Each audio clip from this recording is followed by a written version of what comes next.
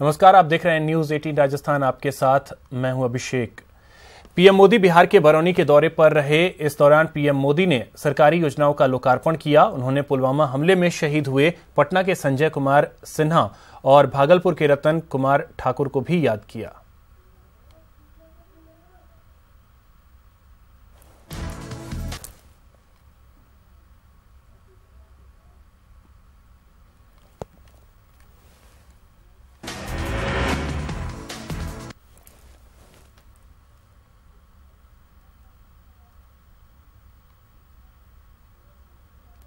तो प्रधानमंत्री नरेंद्र मोदी बिहार के बरौनी पहुंचे, जहां पर उन्होंने शहीदों को श्रद्धांजलि भी दी।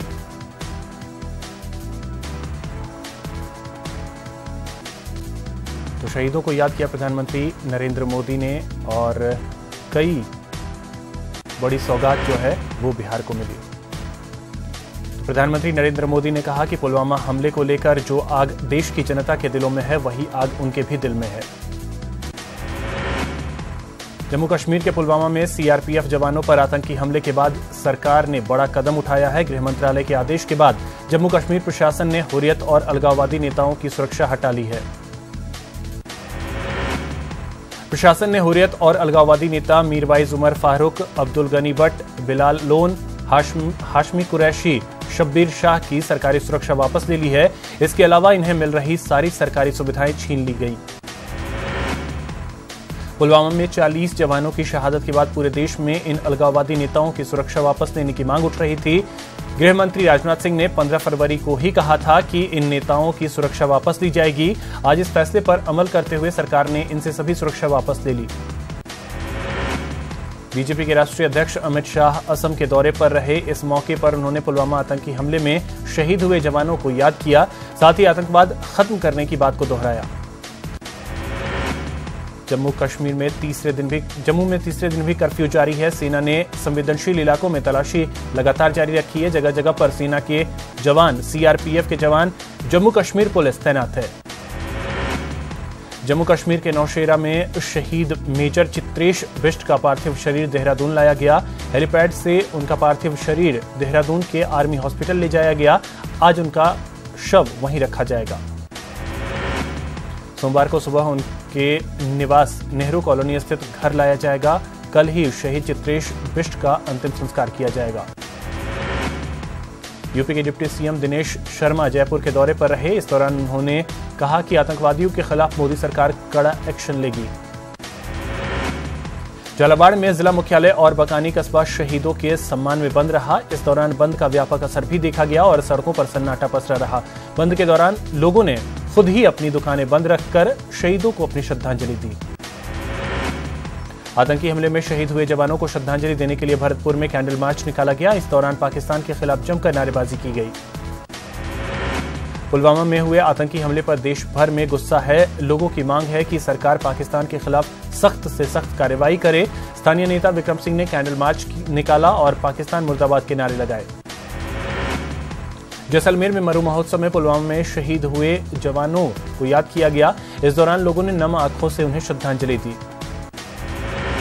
भरतपुर के लोहागढ़ स्टेडियम में पुलवामा में शहीद हुए जवानों को श्रद्धांजलि दी गई। कार्यक्रम में शहीद स्मारक पर जिलाध्यक्ष जितेंद्र सिंह फौजदार की अगुवाई में कार्यक्रम हुआ।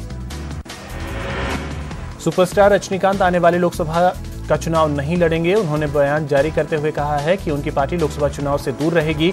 साथ ही उन्होंने कहा कि वो अपनी तस्वीर या पार्टी के निशान पर किसी को भी प्रचार के लिए इस्तेमाल करने की इजाजत नहीं देंगे। प्रदेश में अब भी स्वाइन फ्लू से मौतों का सिलसिला लगातार जारी है। प्रदेश में अब तक 127 लोगों की मौत हो चुकी है।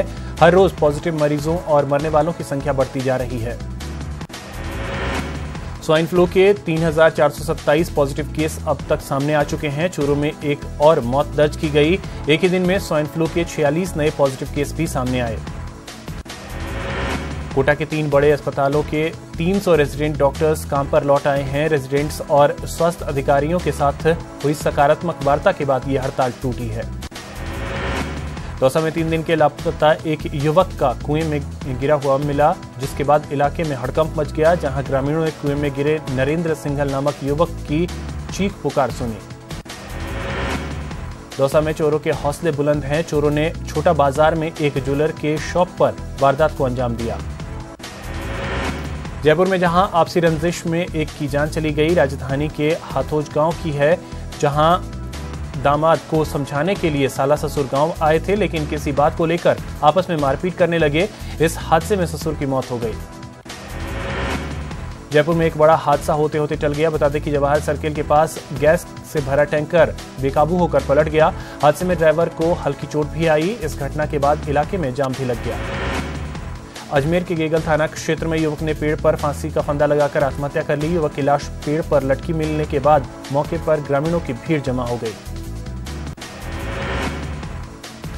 दौसा में आरपीएफ की तत्परता ने एक महिला के चेहरे पर खुशी लौटा दी। बता दें कि दिल्ली से दौसा आ रही महिला यात्री की ट्रेन में बैग छूट गया। हालांकि बाद में महिला का बैग मिल गया। अलवर जिले में निमराना के डाइकिन फैक्ट्री के मजदूरों और कंपनी प्रबंधन में विवाद गहराता जा रहा है। मजदूर यूनियन ने फैक्ट्री के बाहर प्रदर्शन किया। जयपुर में क्षेत्रीय युवक संघ ने छुआछूत कुरीतियों को दूर करने के लिए संवाद कार्यक्रम का आयोजन किया। कार्यक्रम छात्र पुरुषार्थ फाउंडेशन की तरफ से किया गया। कोटा में वरिष्ठ शिक्षक भर्ती परीक्षा की पहली पारी खत्म हो गई है। परीक्षा सुबह 9:30 पे शुरू हुई और 11:30 तक चली। 23 केंद्रों पर परीक्षा आयोजित हुई, जिसमें 5,935 अभ्यर्थी शामिल हुए। जयपुर में वरिष्ठ अध्यापक संस्कृत शिक्षा भर्ती की पहली पारी खत्म हो गई। यह परीक्षा आरपीएससी की तरफ से आयोजित की गई, जिसमें अभ्यर्थियों ने बढ़-चढ़ कर हिस्सा लिया। भीलवाड़ा रेलवे स्टेशन पर नए द्वार और फुट ओवर ब्रिज का उद्घाटन आज सांसद सुभाष बहेड़िया ने फीता काटकर किया। इस दौरान उन्होंने शहीद जवानों को नमन करते हुए 2 मिनट का मौन रखा। कोटा नगर निगम के भाजपा बोर्ड के महापौर महेश विजयवर्गीय ने कल अपना आखिरी बजट पेश किया। उन्होंने शहरवासियों को लुभाने के लिए कई घोषणाएं की। हर वार्ड के विकास पर 50-50 लाख रुपए खर्च किए जाएंगे।